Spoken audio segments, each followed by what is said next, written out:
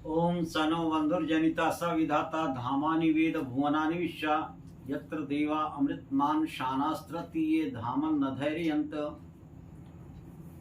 राम कथा की वैचारिक श्रृंखला में आज यतिवर लक्ष्मण जी के जीवन पर प्रकाश डालेंगे। लक्ष्मण जी और भगवान राम के बीच अटूट प्रेम था।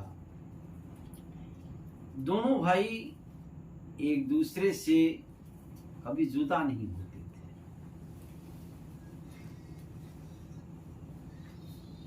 जहां धर्म, संस्कार, त्याग में राम हैं, वहां भ्रातृ प्रेम में लक्ष्मण जी। जिस समय भगवान राम का वनवास का आदेश होता है, लक्ष्मण जी कहते हैं भैया मैं भी साथ चलूंगा। भगवान राम कहते हैं क्यों? वनवास तो मेरा हुआ है, तुम्हारा तो हुआ नहीं। लक्ष्मण जी कहते हैं कि नहीं भैया, मैं आपको छोड़ के नहीं रह सकता। आप जैसे भी रहेंगे मैं भी वहां रहूंगा। आपके लिए, भाभी सीता के लिए मैं एक रक्षक के रूप में रहूंगा। वनवास में आपकी रखवाली के लिए, रक्षा के लिए मेरा रहना नितांत आवश्यक है। और भ्रातृ प्रेम में लक्ष्मण जी अपनी पत्नी उर्मिला के बारे में उन्होंने उतना ध्यान नहीं दिया, उतना महत्व नहीं दिया जो भाई का होना चाहिए। क्योंकि वो जानते थे कि कौशल्या माँ बेटी की तरह ही उर्मिला को पालन पोषण देगी। यतिवर लक्ष्मण एक क्रोधी व्यक्ति थे, क्रोध था उनमें, लेकिन बात समझ में आने पर वो तत्काल सामान्य हो जाते थे। भगवान राम को उन्हें समझाना पड़ता था, रोकना पड़ता था। जब वनवास के लिए निकल पड़ते हैं भगवान राम, लक्ष्मण, सीता जी, और भरत आते हैं अयोध्या में, और ये सूचना पाकर कि पिता की मृत्यु हो गई और भैया राम 14 वर्ष के लिए वनवास चले गए, तो भरत को सहन नहीं हुआ और पूरी सेना के साथ में राम से मिलने के लिए निकल पड़ते हैं। लक्ष्मण ने जब ये देखा कि भरत अपनी पूरी सेना के साथ मेरी तरफ आ रहा है, तो लक्ष्मण को ये लगा कि भरत अपना निष्कंटक राज्य अयोध्या का बनाने के लिए कोई यहां भी हमारे और भैया राम के लिए शत्रु बनकर के आ रहा है। और लक्ष्मण तुरंत धनुष बाण लेकर के एक ऊंचे वृक्ष पर चढ़ जाते हैं और कहते हैं भैया राम, आज मैं भरत की सेना का मैं सफाया कर दूंगा और उनकी मंशा विफल हो जाएगी। भगवान राम बड़ी विनम्रता से बोलते हैं, ये लक्ष्मण, तुम भरत को नहीं जानते जितना मैं जानता हूं। भरत को राज्य मोह नहीं है। हाँ, यदि तुमको राज्य चाहिए भरत का, तो मैं भरत से ये कह देता हूं कि अयोध्या का राज्य लक्ष्मण को दे दो, तो बड़े प्रेम से निसंकोच भाव से तुम्हें अयोध्या का राज्य दे देगा। जो समझ रहे हो ऐसा नहीं है, भरत को आने दो। तो इस तरह से क्रोध लक्ष्मण आ जाता था।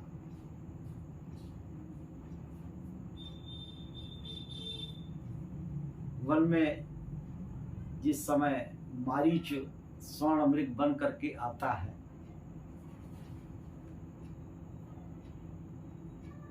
मायावी था वो।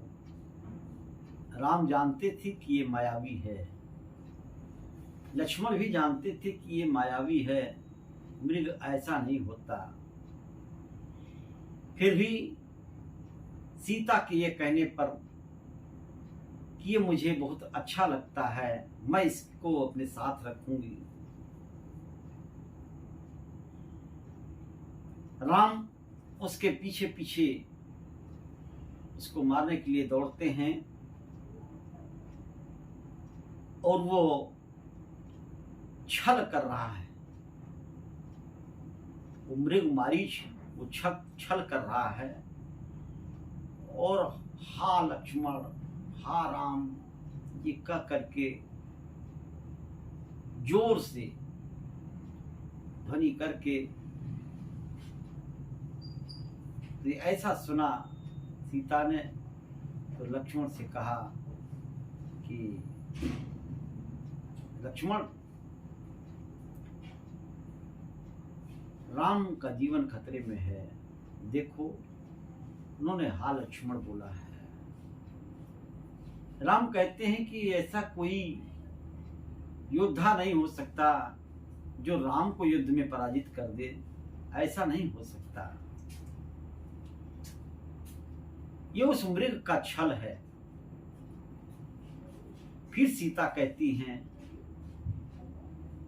क्यों लक्ष्मण, क्या राम को ऐसे समय में अकेला छोड़ना चाहते हो, जबकि उनका प्राण संकट में है?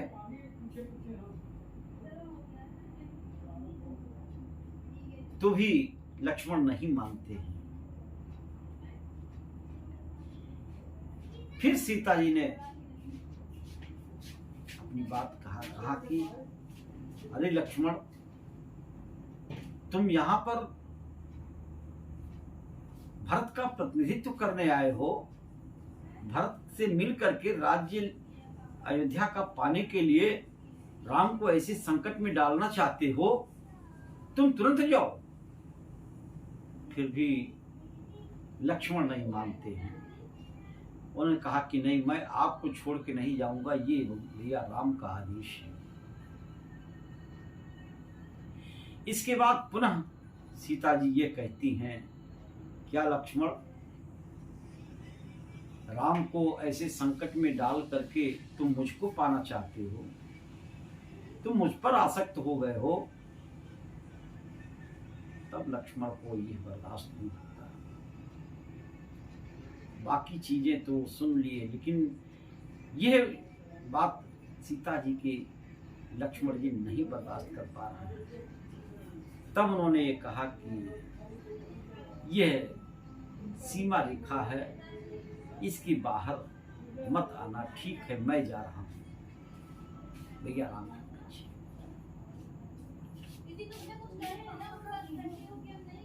ऐसा चरित्र था हमारे यतिवर लक्ष्मण जी का। शूर्पणखा राक्षसी के बारे में आपने सुना होगा। शूर्पणखा आती है एक सुंदर स्त्री की तरह से, और वो भगवान राम से विवाह का प्रस्ताव रखती हैं। फिर वो लक्ष्मण जी के पास जाती है और इस तरह से बारी बारी करके वो अपने को लुभाने का प्रयत्न करती है।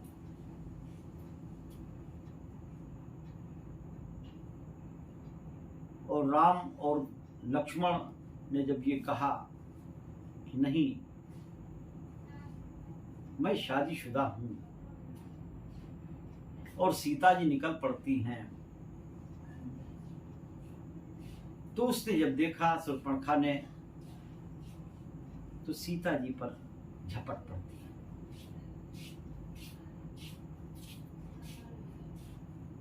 तो ऐसे समय में ये आया हुआ है अरण्य कांड सर्ग 12 और श्लोक 41 पर कि भगवान राम के इशारे पर लक्ष्मण जी ने उस शूर्पणखा का नाक और कान काट लिया। लोगों की ये टिप्पणी है कि वो महिला है, भले ही राक्षसी हो,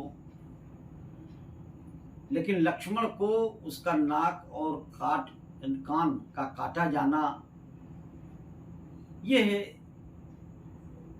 नीतिपूर्ण नहीं है, नीति के विरुद्ध है। ऐसा नहीं है। याज्ञवल्क्य स्मृति में आता है, स्वजाता वृत्तमो दंड आनुलोम्यो तो मध्यमः प्रतिलोम्यो वधः पुंसः स्त्रीणाम नासादिक संतन। ऐसा आया हुआ है याज्ञवल्क्य स्मृति में कि जब कोई स्त्री काम भावना से किसी पर पुरुष पर लोभित होकर और जबरन काम भाव से आक्रामक होके वो व्यवहार करती है, तो ऐसी स्त्री का नाक और कान काट लिया जाए, ऐसा याज्ञवल्क्य स्मृति में आता है। तो लक्ष्मण जी ने कहीं गलत नहीं किया, कहीं गलत नहीं किया नाक कान काट कर दिए। ऐसी स्त्री वध किए जाने योग्य है, उसका नाक कान काट लिया जाना चाहिए। आज का जो माहौल है कि स्त्री पुरुष उस सीमा में नहीं है, उस व्यवहारिक सीमा संस्कार में नहीं है, उन्हें ऐसे याज्ञवल्क्य स्मृति का जो संदेश है उन्हें मालूम होना चाहिए।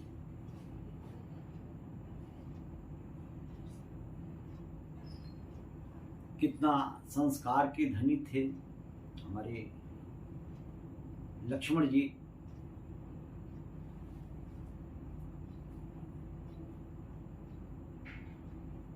कि उस समय की बात है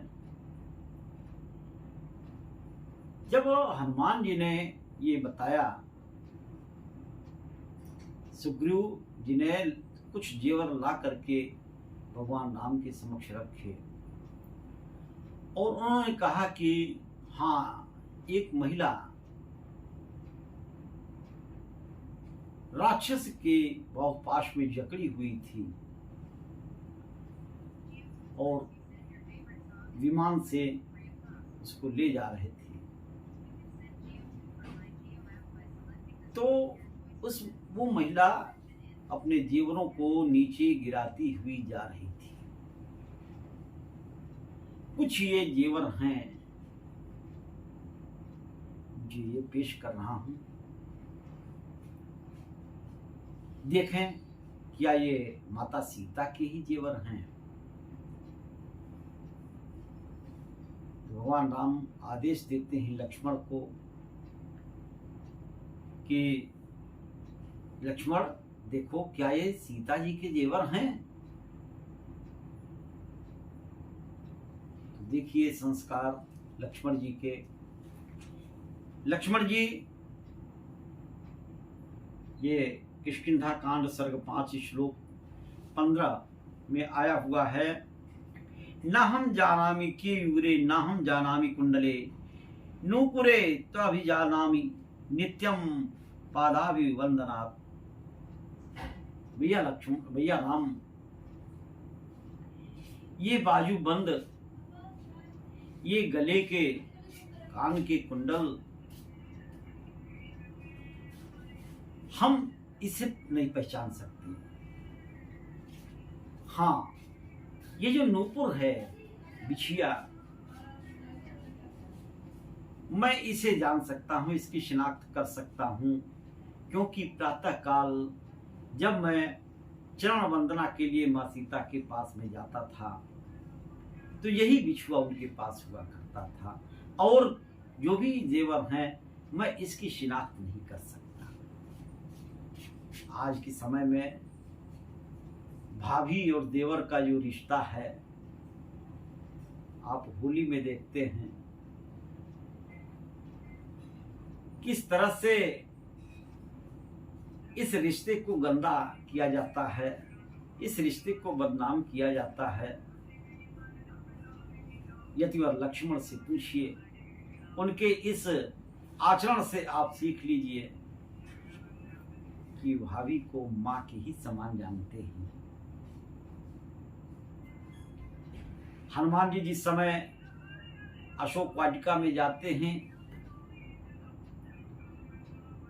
सीता जी को परिचय देते हैं। सीता जी और हनुमान जी में वार्ता हो रही है। सीता जी कहती हैं कि लक्ष्मण जी मुझे मां की समान, और भैया राम को पिता के समान मानते हैं। 14 वर्ष का वनवास भैया राम का होता है, और लक्ष्मण जी भैया राम और सीता के रक्षा और सेवा में तत्पर रहते हैं, और ब्रह्मचर्य का जीवन व्यतीत करते हैं। ये एक मिसाल है एक छोटे भाई की, जो अपने बड़े भाई और भाभी के साथ में ऐसा प्रेम, ऐसा सौहार्द निभा रहे हैं